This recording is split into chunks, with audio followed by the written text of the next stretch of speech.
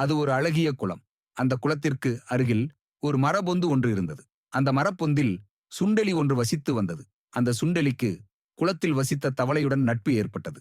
தினமும் அந்த தவளையும் எலியும் சந்திப்பது வழக்கம். ஒரு நாள் எலி தவளை நீரில் விளையாடிக் கொண்டிருப்பதை பார்த்தது. உடனே எலி தவளையிடம், "எனக்கும் நீச்சல் கற்றுத்தர முடியுமா?" என்று கேட்டது. தவளையும், "நாளை உனக்கு நீச்சல் நான் கற்றுத் தருகிறேன்" என்று கூறிவிட்டுச் சென்றது.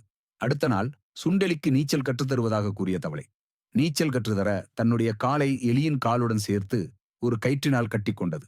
அப்பொழுது மேலே பறந்து கொண்டிருந்த கழுகு ஒன்று இவைகளை பார்த்து தாக்க வந்தது. உடனே தவளை தன் உயிரை காப்பாற்றிக் கொள்வதற்காக சுண்டெலியுடன் தண்ணீரில் பாய்ந்தது.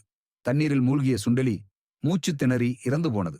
அதன் உடல் தண்ணீரின் மேலே மிதந்த போதும் அதனுடைய கால்கள் தவளையுடன் சேர்த்து கட்டப்பட்ட நிலையிலேயே இருந்தது. அந்த சமயம் தண்ணீரின் மீது சுண்டெலி செத்து மிதந்ததைக் கண்ட கழுகு கீழ் வந்து அந்த எலியை கொத்திக் கொண்டு உயரப் பறந்தது. அதனுடன் சேர்த்து கட்டப்பட்டிருந்த தவளையும் பருந்தின் பிடியில் சிக்கியது. இரண்டு விருந்து கிடைத்த சந்தோஷத்தில் பருந்தானது தவளையையும் சேர்த்து தின்றது. நீதி: நாம் ஒருவரை நண்பராக சேர்த்துக் கொள்வதற்கு முன் அதற்கு அவர்கள் தகுதியானவரா என்று சிந்திக்க வேண்டும்.